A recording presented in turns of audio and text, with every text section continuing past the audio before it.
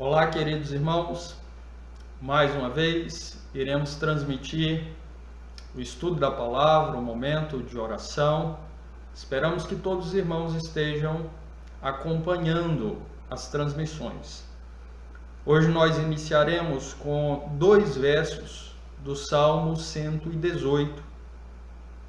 O verso número 28, o verso número 29, portanto, os 2 últimos versículos. A palavra do nosso Deus diz: Tu és o meu Deus, render-te-ei graças. Tu és o meu Deus, quero exaltar-te. Rendei graças ao Senhor, porque Ele é bom, porque a sua misericórdia dura para sempre. Irmãos queridos, tal como o salmista, nós também sabemos que o Senhor é bom, tem agido com bondade nas nossas vidas em todo o tempo, cuidado de nós e tem direcionado os nossos passos. Nós também, tal como o salmista, sentimos o desejo profundo no coração de exaltar o Senhor. O salmista diz: quero exaltar-te, e nós também queremos. Faremos isso nesse momento, através de uma oração e depois através dos cânticos. Vamos orar ao Senhor. Maravilhoso, santo, perfeito Deus, graças rendemos ao Senhor. Tal como teu servo queria exaltá-lo, nós queremos também. Esse é o nosso desejo. Foi para isso que nós fomos criados, para exaltar o Senhor.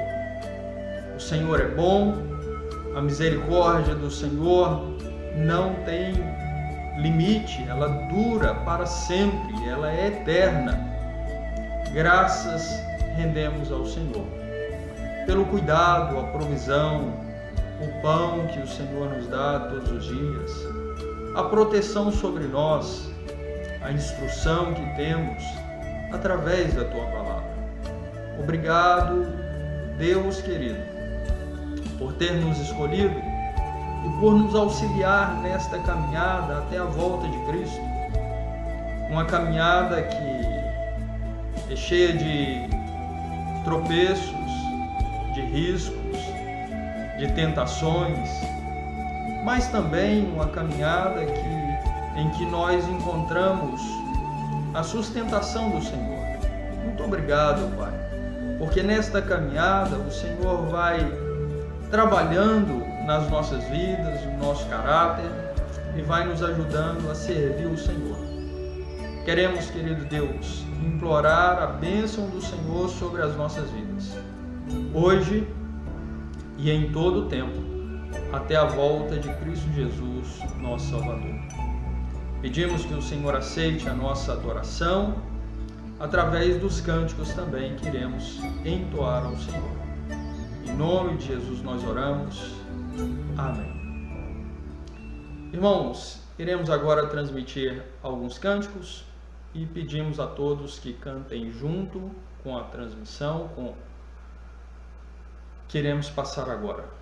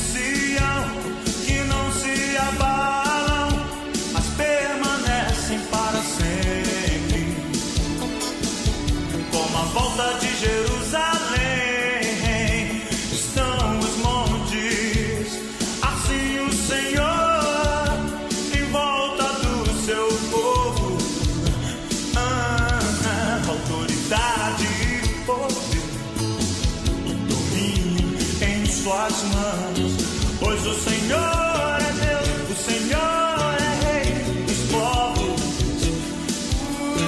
Cale-se diante dele a terra, dobrem os joelhos, ergam as mãos, pois o Senhor é Deus, o Senhor é Rei dos povos. Autoridade e poder, domínio em suas mãos, pois o Senhor é Deus, o Senhor é Rei dos povos. Cale-se diante dele a terra, dobrem os joelhos, ergam as mãos, pois o Senhor é Deus, o Senhor é Rei dos povos.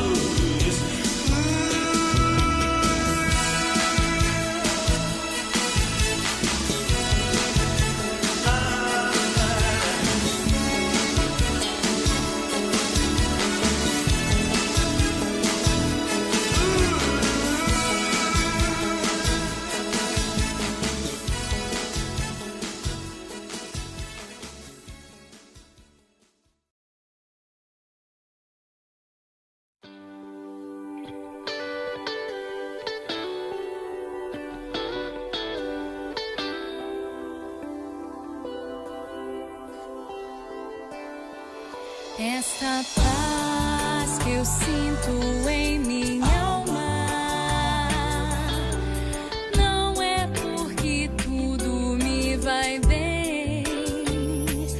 Esta paz que eu sinto em minha alma é porque eu louvo ao meu Senhor. Não olho as circunstâncias, não. Olha o seu amor, não me guio por vistas, alegre estou. Não olho as circunstâncias, não. Olha o seu amor, não me guio por vistas, alegre estou. E ainda que a terra não floresça,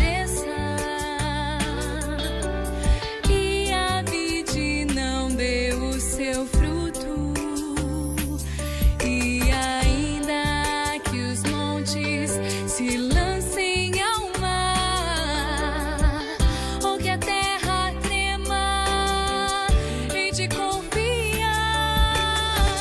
Não olhe as circunstâncias, olha o seu amor, não me guio por vista, alegre sou.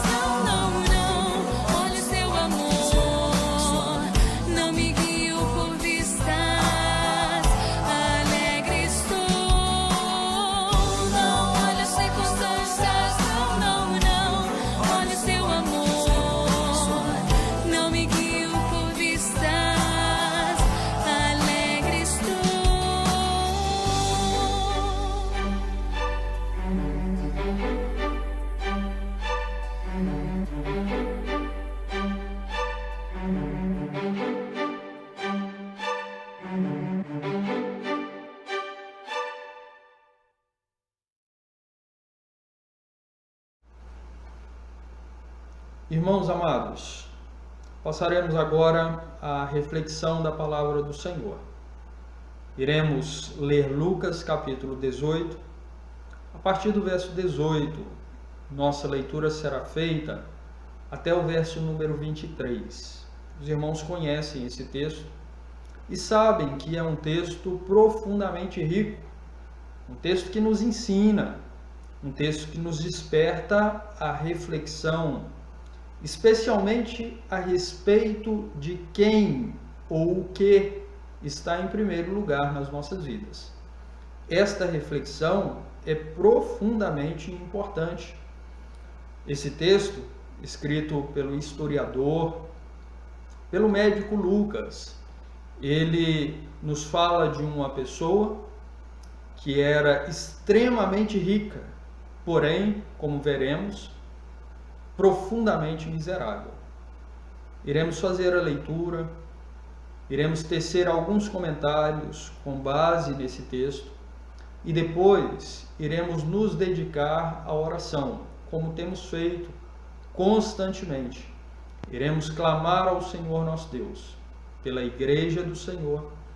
Iremos clamar ao Senhor nosso Deus pela nossa cidade, pelos nossos familiares, pedir ao Senhor pelo nosso país.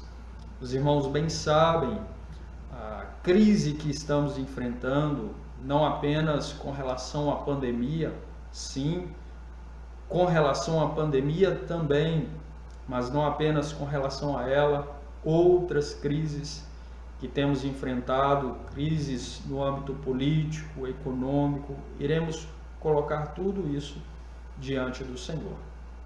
Passaremos à leitura das Escrituras. O texto bíblico diz: certo homem de posição perguntou-lhe: bom mestre, que farei para herdar a vida eterna? Respondeu-lhe Jesus: por que me chamas bom? Ninguém é bom, senão um que é Deus. Sabes os mandamentos: não adulterarás, não matarás, não furtarás, não dirás falso testemunho, honra a teu pai e a tua mãe. Replicou ele: tudo isso tenho observado desde a minha juventude. Ouvindo-o, Jesus disse-lhe: uma coisa ainda te falta. Vende tudo o que tens, dá aos pobres, e terás um tesouro nos céus. Depois, vem e segue-me. Mas ouvindo ele estas palavras, ficou muito triste, porque era riquíssimo. Queridos, esse texto, portanto, nos fala desta pessoa que acertou quando, procurando a Cristo, nosso Salvador, o Filho de Deus encarnado, ele reconheceu Cristo como sendo bom. Ele chama o Senhor deste modo. Diz o verso 18: bom mestre, que farei para herdar a vida eterna? Essa foi a pergunta que ele fez. E aqui nós temos, na realidade, dois acertos cometidos por esta pessoa. O primeiro foi o fato de encarar Cristo como bom mestre. O segundo está pautado no teor da própria pergunta que fez. Uma pergunta de extrema relevância, importantíssima. Ele quer saber sobre o seu futuro eterno. Ele quer saber sobre a vida eterna. Infelizmente, nos nossos dias, verificamos pessoas que erram duplamente quando não reconhecem Cristo como sendo bom mestre e também erram quando não dão importância à vida eterna e imaginam que a vida é apenas aqui, nesta era, no presente tempo, e se esquece da vida após a morte. Então, este homem, esta pessoa, ela se aproxima do Senhor Jesus e acerta duplamente no início do seu diálogo com Cristo. Importante considerar o que diz o verso número 19, quando o Senhor Jesus, num determinado sentido, ele confronta este homem dizendo: por que me chamas bom? Ninguém é bom senão um que é Deus. O que Cristo está dizendo aqui no verso número 19 não é que ele não fosse Deus, mas o mestre está confrontando aquele homem de modo a levá-lo a compreender o que ele havia acabado de dizer. A ideia é: já que você está me chamando de bom, e os textos dos profetas, dos salmos, do Antigo Testamento aponta o Deus Yahvé como sendo bom, então, na realidade, você está me identificando como Deus. Você está me relacionando com Deus.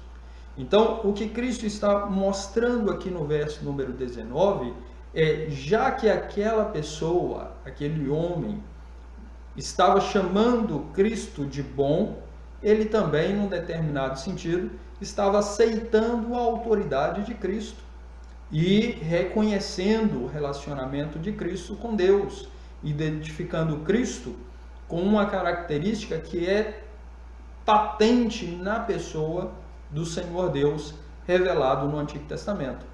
Diversos salmos falam do Senhor Deus como sendo bom, apontam a bondade do Senhor que é permanente. Mas sigamos na nossa reflexão. O Senhor, no verso número 20, traz à tona aquela conversa, aquele diálogo, os mandamentos que Deus havia instituído. Aqui o Senhor Jesus não cita todos, mas alguns daqueles que estão ali descritos em Êxodo capítulo 20.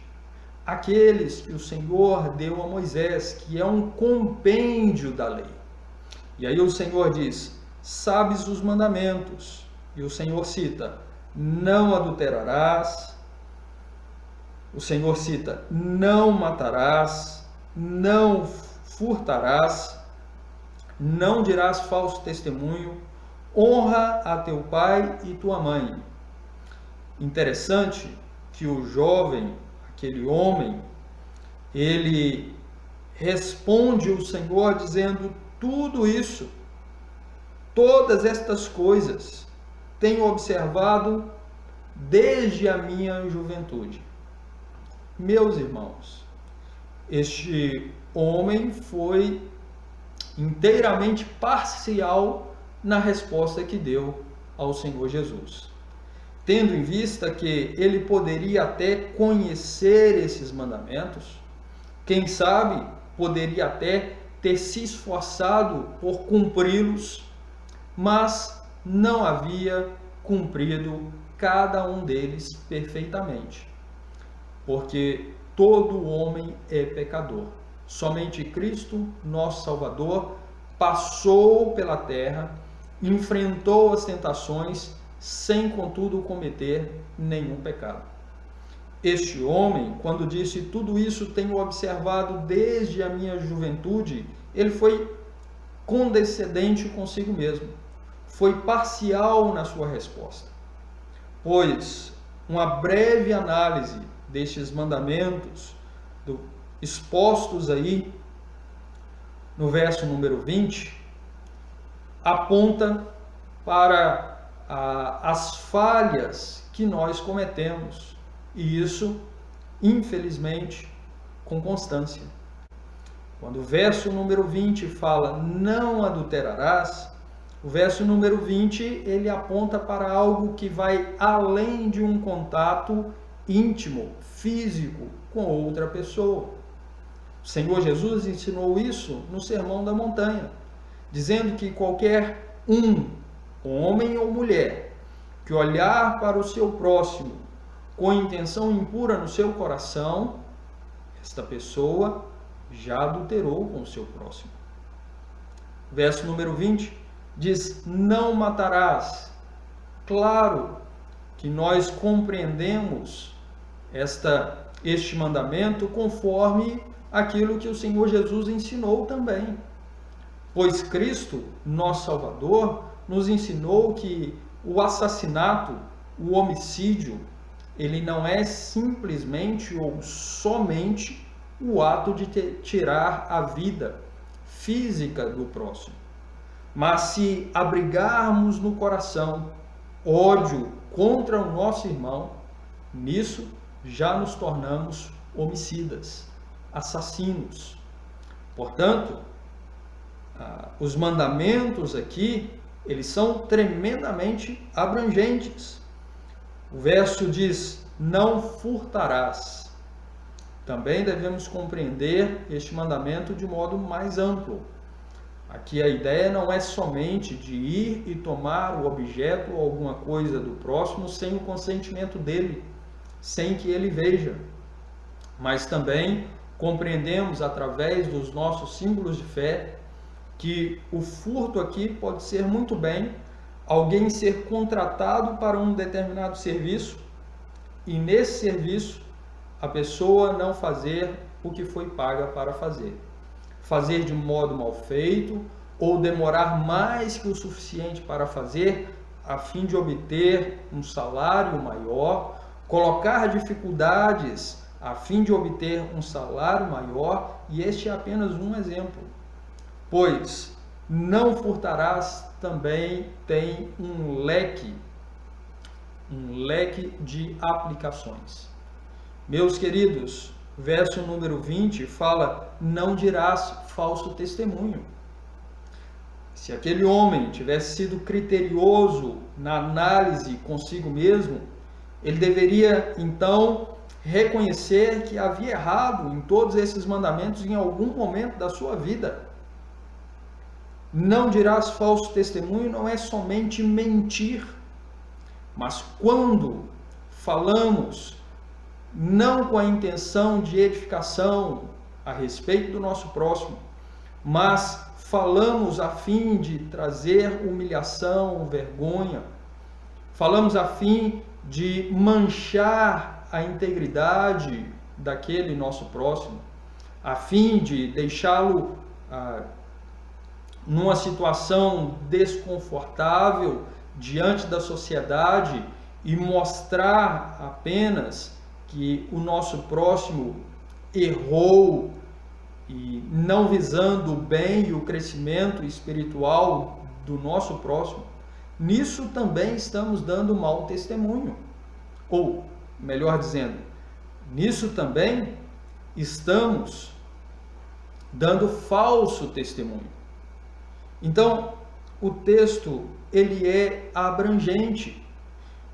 O texto bíblico diz, no verso número 20, honra teu pai e tua mãe. Honrar pai e mãe, todos nós, infelizmente, em algum momento, desobedecemos nosso pai, nossa mãe e o desonramos de alguma forma.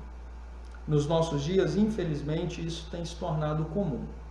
Filhos que não obedecem, não honram os seus pais, e nisso estão pecando, e certamente este jovem, este homem, em algum momento, havia também tropeçado neste mandamento. A ideia aqui também, ela é abrangente quando fala não somente de pai e mãe, mas com relação às autoridades instituídas por Deus. Pai e mãe são as primeiras autoridades na vida do indivíduo. Claro que após pai e mãe, muitas outras autoridades. E quando nós não as honramos, nisso estamos pecando. Aquele homem respondeu a Cristo de modo parcial, superficial e condescendente. Ele disse: tudo isso tenho observado desde a minha juventude. O Senhor Jesus o confrontou mais intensamente quando então disse: uma coisa ainda te falta. Vende tudo que tens, dá aos pobres, e terás um tesouro nos céus. Depois, vem e segue-me. Este homem era riquíssimo, tinha muitos bens, muitos tesouros, e de acordo com o verso número 23, que diz que ele ficou profundamente triste, nós percebemos que a riqueza deste homem o controlava. O coração deste homem era firmado nessas riquezas. Essas riquezas ocupavam o primeiro lugar na vida deste homem. E por causa disso, ao ouvir o Senhor dizendo para ele vender tudo que tinha, dar aos pobres, e então em seguida segui-lo, ele ficou triste, porque não queria se desfazer das suas riquezas. Então, aprendemos que este homem tinha o seu coração firmado nos bens materiais. João Calvino nos afirmou, nos ensinou que o coração do homem é uma fábrica de ídolos. O ídolo na vida deste homem eram os seus bens. Mas nós devemos fazer uma autorreflexão, devemos nos autoexaminar, a fim de que possamos verificar se o nosso coração não formou um ídolo para nós mesmos. Tendo em vista que quem deve ocupar o primeiro lugar nas nossas vidas é o Senhor nosso Deus. Quem deve ser objeto de devoção, amor nas nossas vidas, sobre tudo e sobre todos, é o Senhor Jesus, nosso Salvador. Este homem não conseguiu deixar as suas riquezas. Por isso, saiu rico, mas profundamente miserável. Rico porque manteve os seus bens. Profundamente miserável porque manteve-se distante do Senhor Jesus. Pense, se você dedica ao Senhor Jesus todo o seu amor, com todo o seu coração, de todo o seu entendimento. Nós somos chamados para ter tesouros no céu. E nós temos tesouros nos céus quando vivemos para a glória do Senhor Jesus e temos a Ele como o primeiro, o principal, o mais importante nas nossas vidas. Rapidamente, para encerrarmos, a palavra do Senhor nos ensina que o Senhor Jesus disse que aquele que amar mais o seu pai ou a sua mãe, mais do que a ele, o seu irmão ou a sua irmã, mais do que a ele, não é digno dele. Isso significa que o nosso amor prioritário deve ser voltado para Cristo, nosso Salvador. Não devemos amar mais a nós mesmos, não devemos amar mais o nosso cônjuge ou os nossos familiares, devemos amar mais e sobre todas as coisas Jesus Cristo, nosso Salvador. Vamos orar nesse instante, vamos colocar diante de Deus as nossas vidas, colocar diante de Deus os nossos familiares, a nossa nação. Você pode orar nesse instante, certamente tem diversos pedidos para fazer. Ore comigo. Senhor, meu Deus, bendito seja o Senhor, porque o Senhor nos enviou Cristo e o Senhor Jesus nos salvou. O Senhor preservou a Tua palavra e deixou para a nossa edificação, para o nosso crescimento, para o nosso conhecimento. Este texto, fizemos a leitura, nos ensina, Pai, que Cristo deve ocupar sempre e acima de tudo o primeiro lugar nas nossas vidas. Nos faz pensar se o nosso coração não está firmado mais nos bens que adquirimos e que na realidade nos foram dados pelo Senhor. porque tudo que temos pertence ao Senhor. Tudo que somos é pela misericórdia do Senhor. Deus eterno, não permita que durante a nossa jornada aqui venhamos a ficar vislumbrados e entretidos com as coisas terrenas, passageiras, de pouca importância. Mas ajuda-nos a nos dedicarmos, sobre tudo e sobre todos, a Cristo, nosso Salvador. Desperta o nosso amor pelo Senhor mais e mais e continuamente. Sustenta-nos na Tua presença, pois somos fracos e precisamos do Senhor em todo o tempo. Senhor nosso Deus, abençoe os nossos irmãos, cada um deles, aqui na nossa igreja, irmãos queridos que há algum tempo não podemos ter aquela alegria de estarmos juntos na casa do Senhor para adorar o Senhor. O Senhor sabe, querido Deus, das lutas que cada um está enfrentando, e eu peço a bênção do Senhor sobre a vida de cada irmão, a provisão do Senhor para cada um. Especialmente, querido Deus, eu peço pelos mais idosos e enfraquecidos que já têm enfrentado doenças. Pai eterno, proteja-os e guarda-os. Peço também por aqueles que podem estar enfrentando, de algum modo, dificuldades econômicas. Peço por aqueles que estão desempregados, não somente estes da nossa igreja, mas de todo o país. E aí, Pai, eu clamo ao Senhor em favor da nossa pátria, para que haja um crescimento econômico na nossa nação, para que haja um despertamento espiritual no nosso país, para que haja, ó Deus, mais temor do Senhor, um desejo verdadeiro de que a justiça prospere.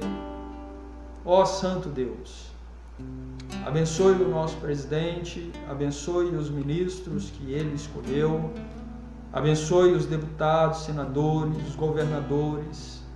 Deus eterno, muda o coração dos nossos juízes no STF, de tal modo que todas as nossas lideranças aqui nessa terra, que receberam a autoridade do Senhor, possam trabalhar em favor do bem comum, do bem da sociedade, visando aquilo que é certo, aquilo que é bom, aquilo que vai trazer um crescimento para o país. Santo Deus, abençoe aqui a nossa cidade, o nosso prefeito, os nossos vereadores, o vice-prefeito. Cuida deles, dê sabedoria e graça. Os comerciantes aqui na cidade que precisam comercializar as suas mercadorias para poder também ter como arcar com os compromissos que assumiram previamente. Abençoa, Pai. Abençoa aqueles que estão enfermos e precisam de tratamento e que agora estão com dificuldade para ir aos hospitais e conseguir um tratamento, um exame, uma consulta por causa dessa pandemia.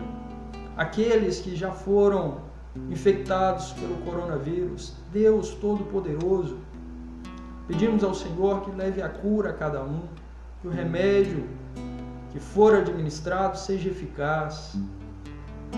Ó Senhor nosso Deus, suplicamos pelos nossos familiares, aqueles que ainda não conhecem o Senhor. Pedimos que o Senhor transforme o coração deles. Oramos pelos policiais aqui na nossa cidade, que trabalham visando manter a ordem na cidade. Pedimos que o Senhor os proteja, os guarde, os livre do mal e que o Senhor trabalhe continuamente no coração de cada um, levando a cada um a procurar o Senhor e servir o Senhor com alegria e dedicação. Nos abençoe, derrama, Pai querido, as bênçãos do Senhor sobre nós, como o Senhor tem feito. Guia os nossos passos e ajuda-nos a amar mais o Senhor, acima de tudo e acima de todos. Nós também, Pai, pedimos pelos nossos queridos missionários, aqueles que estão distantes da pátria de origem e que talvez possam estar até passando por dificuldades nesses lugares mais distantes. Cuida deles também, sustenta-os também, proteja-os também, conceda fruto também para a glória do nome do Senhor. Assim nós oramos, louvamos o Teu nome e o fazemos em nome de Cristo, nosso Salvador. Amém. Irmãos amados, mais uma vez eu peço aos queridos, vamos orar para que esta pandemia acabe, essa quarentena acabe. Sentimos saudades de estar junto com os irmãos na igreja para adorar o Senhor reunidos. E devemos orar ao Senhor nosso Deus para que tudo isso, sabemos, está debaixo do controle do Senhor nosso Deus. A nossa confiança está no Senhor nosso Deus. Devemos orar para que o Senhor nos abençoe, então, essa situação passe e nós estejamos aqui de novo, juntos na igreja, reunidos, cantando e adorando o Senhor, como é tão bom fazer. E aí podemos até nos lembrar do salmo que diz: oh, como é bom e agradável estarem unidos os irmãos. E será realmente uma alegria aquele dia, aquele momento em que pudermos novamente nos reunir para adorar o Senhor. Que Deus abençoe a sua vida, abençoe a sua família, em nome do Senhor Jesus. Amém.